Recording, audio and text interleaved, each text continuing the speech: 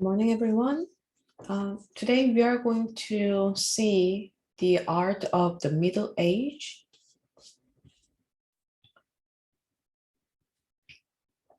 So let's begin.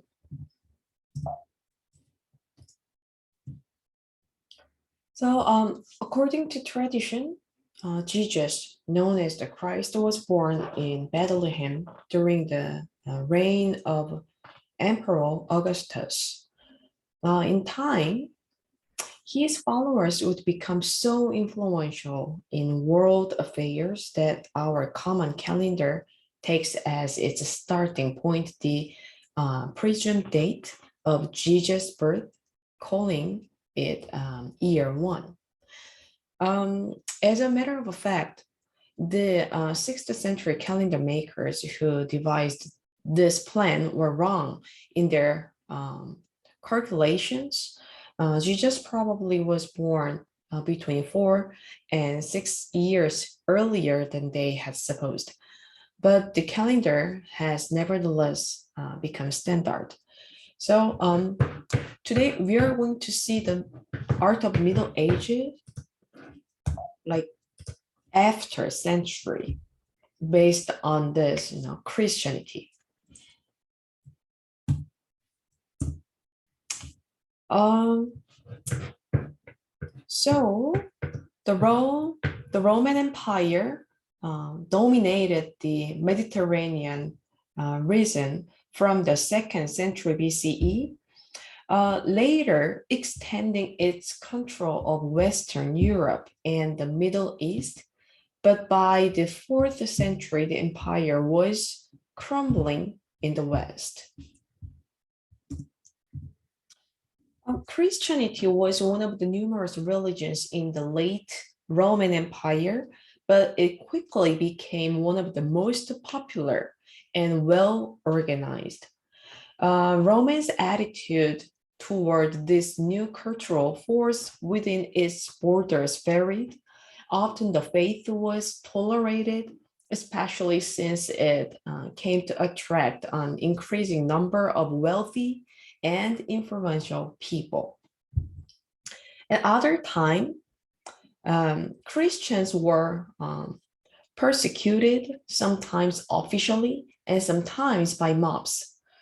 One reason for the persecutions was that Christians refused to worship the gods and the goddesses of the state religion, including the emperor himself, in addition to their own god.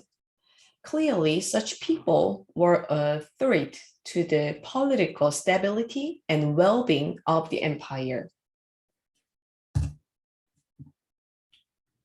So the Christianity's situation changed abruptly in the year 313 when the Roman Emperor Constantine, this is the Constantine, issued an edict of tolerance for all religions.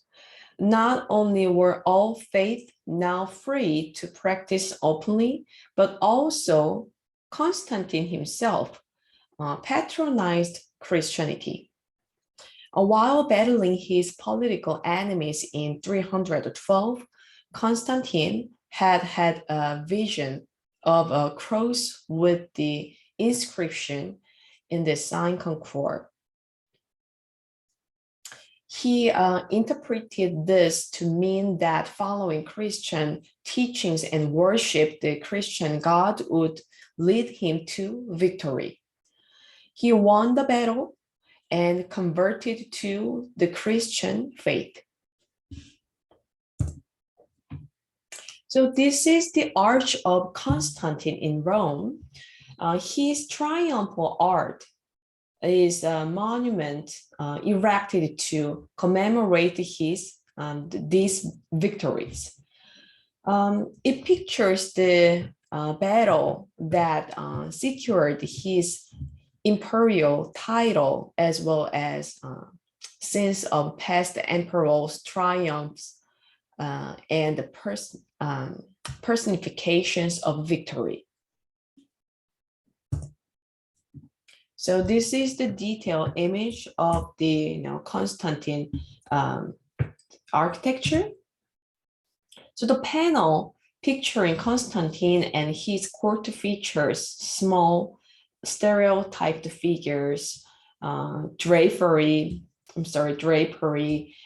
described with thick lines and limited spatial depth. So let's compare the ancient Greece and the Middle Age sculptures here. So, we saw this left one, the last period of Greece art, the Hellenism sculpture, the left one, and the right one is the Middle Age sculpture. So everyone, when you look at these two sculptures, can you find the differences between these two sculptures? What's the differences? It's huge difference.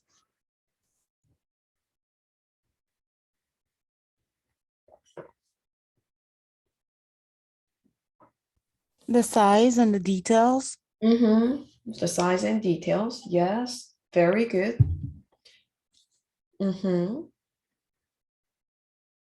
Anything else?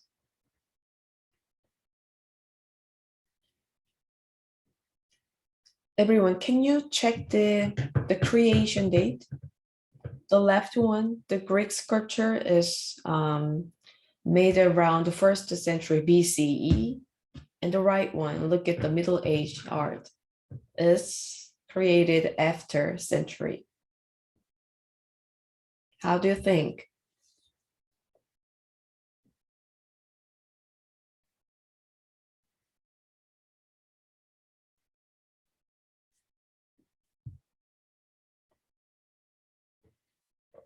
So the left one, the ancient Greek sculpture, which was made in the late 1st century BCE. However, the implied motion of the sculpture shows very advanced technique of freestanding sculpture. And the skin and the muscle looks real, right? And it is hard to believe that sculpture's material is marble. It's not bronze, it's marble. But it looks very soft. And also we can feel the dramatic emotions through this sculpture.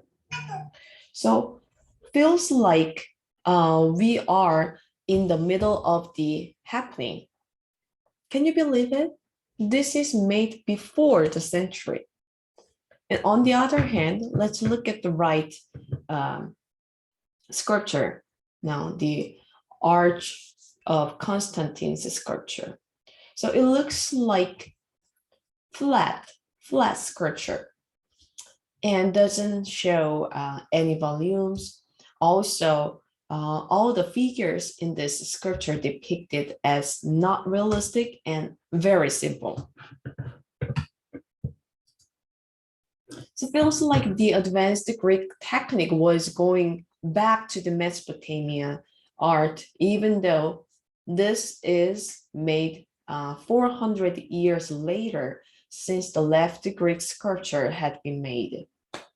The reason is that Christianity treats artists as craftsmen. They don't want to make any figures realistic and idealized. They didn't accept anything beautiful or idealized art, not other than worship of their God, Jesus Christ. So technically, they don't care about achievement of artistic technique. They only focused on the description of the Bible. So that's why many of the scholars have called the Middle Ages as Dark Ages in art.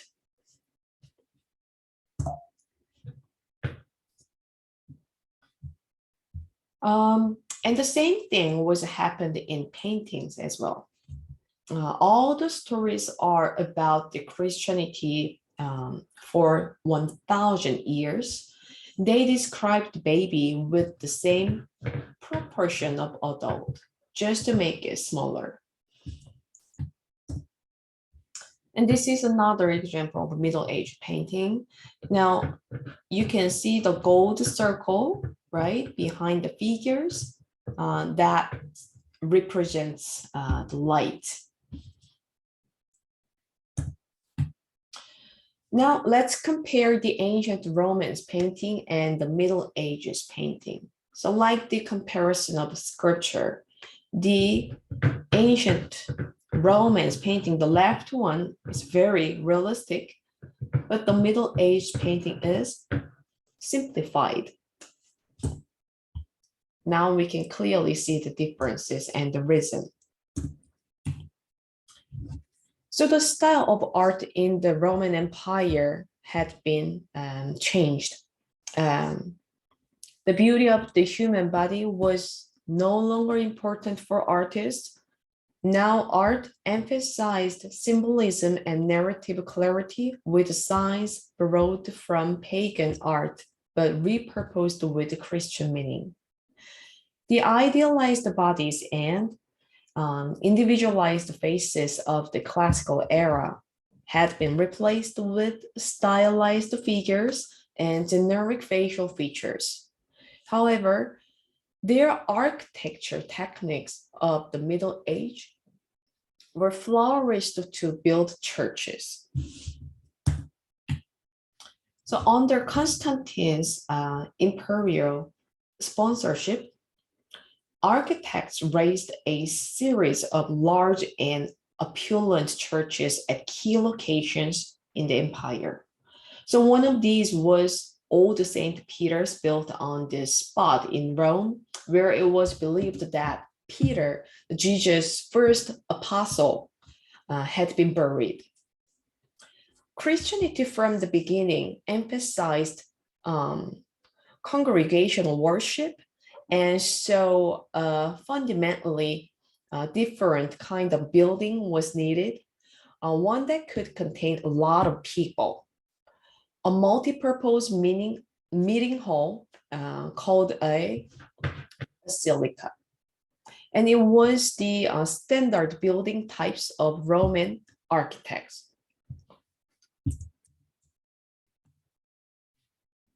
So based on basilica, the architecture of Middle Ages developed three types of styles. The first one is Byzantine style architecture, and the next one is Romanesque style architecture, and the last style is Gothic architecture. Let's see one by one. So this is the Byzantine style of architecture. The Byzantine Emperor Justinian I was a devoted patron of the arts. He funded hundreds of churches, mosaics, and painting throughout his empire. Byzantine churches are grandeur with the largest scale, as you can see, and it has dome, which is a hemisphere-shaped roof. And this is the inside of Byzantine church. And the mosaic. Mosaic was a favored Byzantine technique. Byzantine artists had moved away from the naturalism and realism of Greece and Rome toward a flattened, abstracted style. Like artists of ancient Egypt, Byzantine artists strove to portray often complex religious doctrines and beliefs, not scenes from daily life. And now let's move on to the Romanesque style architecture. So this is the Romanesque architecture style. The Romanesque period was marked by a building boom. Contemporary commentators were thrilled at the beautiful churches that seemed to be springing up everywhere. Later art historians called the style of these buildings Romanesque, for despite their great variety, they shared certain features reminiscent of ancient Roman architecture, including an overall massiveness, thick stone wall, round arches, and barrel vaulted stone ceilings. And it has beautiful single arch windows like this sketch. Now let's see the third architecture style, Gothic style. The Gothic style was started by a powerful French abbot named Suger, who wanted to enlarge and remodel his church. The Abbey Church of Saint Denis near Paris. He came to believe that an ideal church should have certain characteristics. It should appear to reach up to heaven. It should have harmonious proportions, and it should be filled with light. To fulfill those goals, his architects responded with pointed arches like this. No, these are pointed arches, ribbed vaulting, flying buttresses. It is ornate, linear, vertical elements that direct eye upward. And it has a stained glass window so large they seemed like translucent walls with beautiful and exotic colors. Also, the sculptures of the Gothic style church were made very long, like this, like the, just like the church's roof. So, during the Middle Ages, architecture was flourished by building churches. These three styles are clearly different. So the first one, the Byzantine architecture style is grandeur and large scale with dome and mosaic.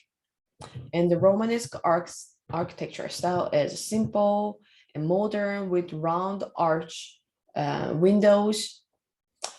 And lastly, the Gothic architecture style is sophisticated and extravagant with pointed arches and pointed roofs and stained glass windows.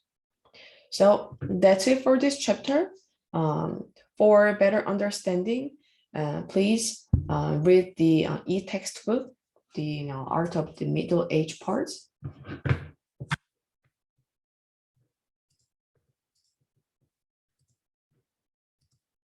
And today we have a discussion related to this chapter. So this is the topic. The Middle Age was a time of strong religious belief, and selected two artworks, each made for believers of a different religion, and contrast how the artist has emphasized the religious elements of the artwork.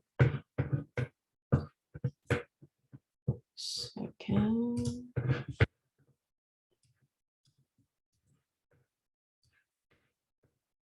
Professor, please, can you please shed more light on this assignment?